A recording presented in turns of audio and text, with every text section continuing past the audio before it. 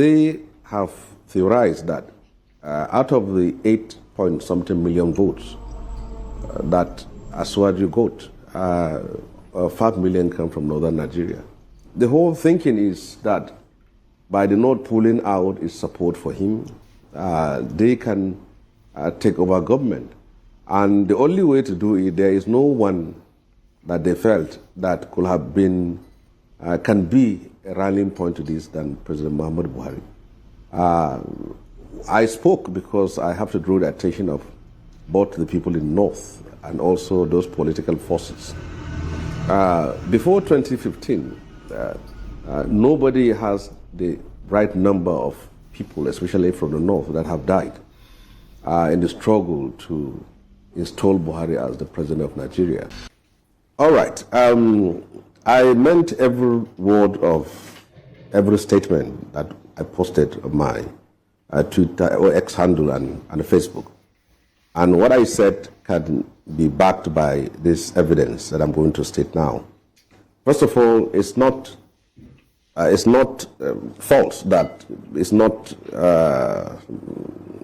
wrong to say that the North has been worse off under President Muhammad Buhari than at any other time in the history of Nigeria. The political forces that are today coming together to see how they can return to power, especially those from the northern part of Nigeria, are simply more interested in power than actually using power for the interests of our own people. In the last 8 years of President Muhammad Buhari, we have seen how the North was systematically destroyed by the ineptitude and incompetence of both the person who was at the seat of power at that time and the courtiers around him. First of all, the most important issue we face in the northern part of Nigeria is insecurity, and that became worse. In the northwestern part of Nigeria, in most parts today, the rural part of the northwestern part of Nigeria, many of our people can't access their farms. Many have resorted to paying levies and taxes to bandits in order for them to go to their farms. And many schools in rural areas have closed down during the period of Muhammad Buhari administration. We know that Chibok happened under Jonathan, but look at the statistics under Buhari. A Federal School of Agri-Mechanization, Kaduna, was attacked. Over 200 students were kidnapped, and they remained in the captivity for over 2 months. A Greenfield University in Kaduna was attacked. Students were kidnapped, and many were killed, and parents have to sell everything they have to rescue their children from the hands of terrorists. Government Science College, Kagara in Niger State, Government Secondary School, Kankara in Katsina State, where the former president came from, Sangaya School in Tegina in Niger State, Bethel Baptist House School in Kaduna. All these things happen. We have seen attack on Federal Government Girls College, Yauri, where students, female students, were kept in captivity for over 2 years. And we have seen trillions being budgeted and funded for security. And he kept service chiefs who failed. He kept on extending their tenure, and the North was worse off. At a certain time in Zabarmari, somewhere in Borno State, about 50 farmers were slaughtered. In Kaduna, there's something. Slaughtering of people, raping women, extortion for ransom became a way of life in northern part of Nigeria. Under Buhari, you can't move from Kaduna to Abuja. Kidnappings and killings happen every day. In the last 1 year, it happened 1 or 2 times. You remember the train incident that was attacked. The parents have to sell almost everything they have to get. So that was the life that we came from. That was someone from the North who was in power. And unfortunately, even all those who were heading security apparatus were all from northern part of Nigeria. So they got power, they wasted the opportunity. All that came after they left office was one story of embezzlement, corruption, and industrial scale looting of the treasury of the country that happened under that administration. So I don't see how, for any reason, that those elites from our part of the country will say that we have failed. Let's give a chance for another person. If you remember, the thought of President Muhammad Buhari, thought of President Olusegun Obasanjo, of bringing someone from Niger Delta to preside over the affairs of the country has seriously addressed the problem of that region. Even if it has not addressed the problem of that region, at least they knew that their own was in power, and this is what he has done, and the country moved forward. So It is not constitutional. It is not within our law. It's not within democratic realities that people should not aspire for power. But when you are talking of the unity, the stability, and the continuous existence of Nigeria, I think it's important for those who have ambition from northern part of Nigeria to step it down. The North has a moral right. It is more strongly footed in, with a legitimate pedestal to ask for a return of power in 2031 or 2032. That is the right thing to do. But at this time, all these forces were the same people that mobilized the same people and before 2014, and now they thought that they can bring back that kind of charm and then see how they can push him forward. But what they don't know was the fact that the people, the North, even though there are a lot of gullible ones that may go along with that, question will be asked, when you were in power, what did you do? We had our own on the throne, and he did nothing, and we were worse off. So what else do you want us to do? Do they want us to go back to that point where President Muhammadu Buhari will endorse a northern candidate, and then the South will say this is where they go? Where will Nigeria be? So I think that's right. He too, as someone who has been through civil war, as someone who presided over the affairs of this country, I should be very careful with this kind of people. If not, they will both get him and the whole country in trouble. Right, Senator, you also noted that the South never challenged the Buhari's government for 8 years, which some might interpret as a sign of weakness or acquiescence. How do you think the South approach to politics has contributed to the current state of affairs, and what lessons do you think can be learned from their experience, especially given data from the 2023 presidential elections showing that South accounted for over 60% of President Bola Tinubu's total votes?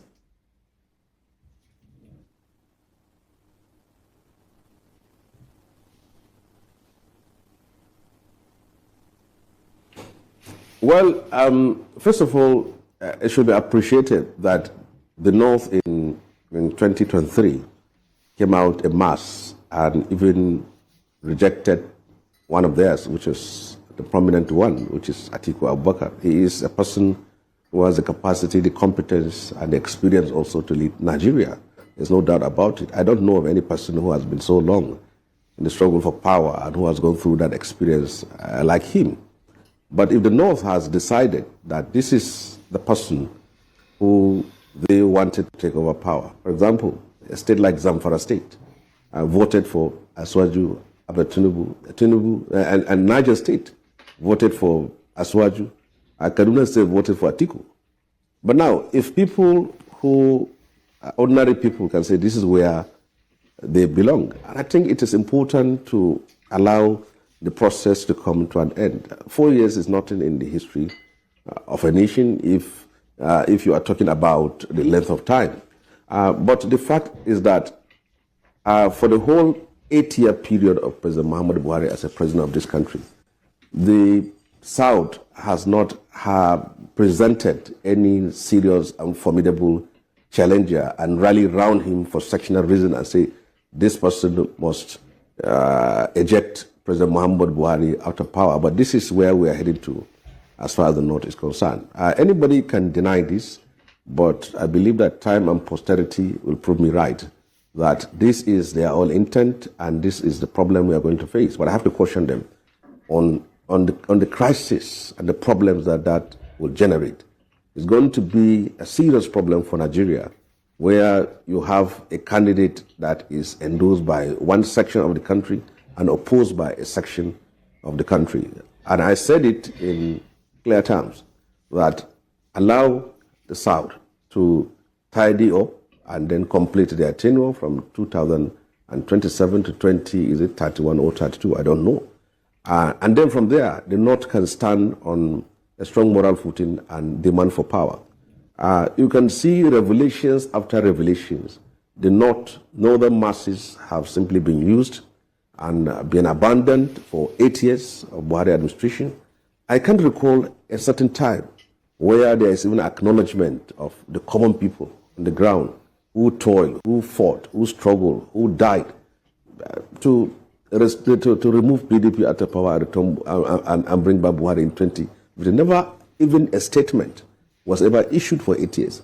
I come from a state where I knew of many families that have lost their loved ones, are fighting for Buhari. It happened in Bauchi, it happened in Kano, it happened in Sokoto. The northern masses from 2003 to 2015 were so fanatical. They are ready to die for this person to be president of Nigeria. Then he became president of Nigeria. And we thank God that he became, because if he has not been president, only God knows what will happen in this country. So he became, and this was the result.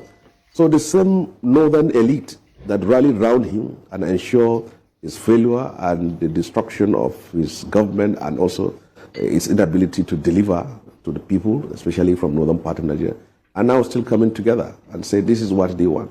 And I say the forces are different. There are people who want political power and are ready to, and I don't care whether it goes to South, they will certainly contest, like the candidate of the PDP, Atiku Abubakar. There are others who are disgruntled because they wanted to be part of this administration and then they lost out, like LFI. And then there are others who believe that this is the right opportunity, whom they believe that the Aswaju government is going after them. They are so-called the Buharis who are in his government, who simply extorted and plundered the country in the name of being loyalists of President Muhammadu Buhari. So all these forces are coming together and see how they can work against this. And I don't think this is in the interest of time. The worst thing will be for the South to come together and say, this is the person we want or nothing. And where will the country be in that kind of situation? And that brings, allow, you have enough time. Yeah, they may not die before the 2031 or 32. They should wait. Yeah. When the time comes, even people like me will say that the South has finished its own term and that power should go back to the North. So that brings me to my next question, which, because I'm wondering how you think President Tinubu's government should now respond to these perceived plots, especially given his campaign promises to unite the country and address regional disparities. And what advice would you give to him, considering his administration's initial efforts to address some of the North's developmental challenges, such as the recent allocation of 1.4 billion naira for the Lake Chad Basin refiling project? It's no better way a leader can respond to critics and plotters than performance. Delivery of services and also delivery of promises and pledges that were made. But I can see that on the matter of insecurity, which is the most important issue in northern Nigeria today, kidnapping is going on, extortion for ransom is going on, people are still being killed. But if you are going to compare the progress been made in the last 1 year to what we had for 8 years, you can see that we are actually moving forward. I have been one of the most consistent speakers when it comes to the issue of insecurity in northern Nigeria. When I was in the National Assembly, hardly a day passes by without me raising up my hand and seeking permission from the Senate President, Bukola Saraki, to raise issues of security as far as my own constituency and the Northwest is concerned. And guess what? The most vehement opposition to my own presentations have been northern senators. At a certain time, a senator from Katsina even stood up and challenged me to them.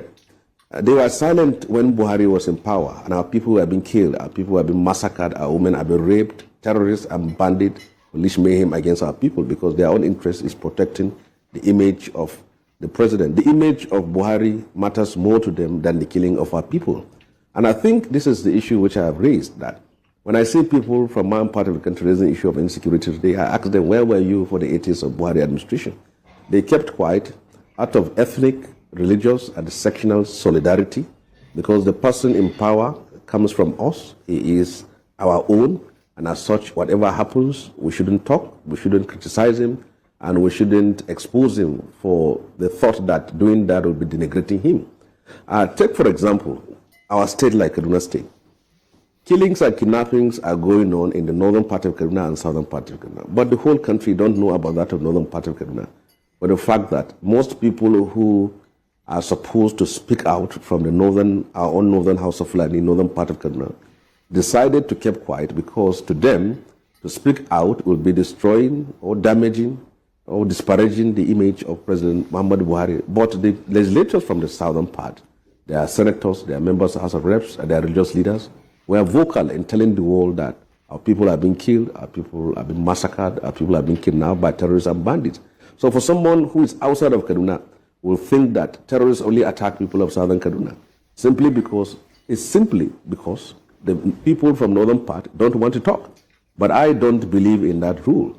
And as such, I get that issues. So President Bola Tinubu can respond to his critics in the north by performing, by also addressing the issues which they have raised and allaying their fears, which is very important. First of all, he has done a good job with the AKK. The pipeline project is going on, and that is a very significant development. And then secondly, on security matters, top leaders of this bandits group in Niger State and Kaduna State and actually part of Zamfara and Kaduna State were actually eliminated. And credit goes to Nuhu Badu for this, whatever people are saying. But he's doing a very good job in that aspect of it. And the other issues has to do with the Pulako project, which is led by the vice president. I learned that about 40 to 50 billion naira was allocated. Or I don't know the fact, to address the problems of nomads and the Fulani herdsmen, to see how they can be settled, empowered, for them to keep the issue of banditry and herdsmen violence aside and pick up a new life for themselves. These are all issues. The economic empowerment program that is also going on, I think is something that is worth doing. So if President Bola Tinubu will address the problem of insecurity in the north, he will silence his critics, which of course there are steps that are being made now, which I've seen. There will be light at the end of the day, hopefully. And secondly, he should address the economic issues, because before Buhari left, the World Bank statistics have shown that over 138 million people in Nigeria live below the poverty line. About 80% of them come from northern part of Nigeria. What he can do to fund the Al-Majri project and also address the problem of out-of-school children, these are all fundamental issues. And also, something that will go both to the north and the whole south of the country, which they were doing about the issue of autonomy for local government, so that they can get their funds directly and use it to the grassroots, I think is something that should be emphasized and supported by the government strongly. So for them, and he shouldn't waste time to eject anybody out of his government whom he felt that he's not actually delivering. Not like the former president, where you will keep someone holding one ministry for 8 years, or someone holding a parastatal for such a long time. When his tenure expires, it's extended to 2 years, and then to 1 year, to 6 months, and then to 2 weeks. And by then keeping inept people in the position of authority. So I believe that he should respond to them by performance, and also by making sure that those that actually worked for him and supported him, who meant well for the country, are also being used to deliver the demerit of democracy to those who voted for him and even those who didn't vote for him. I think that is what he should do for now.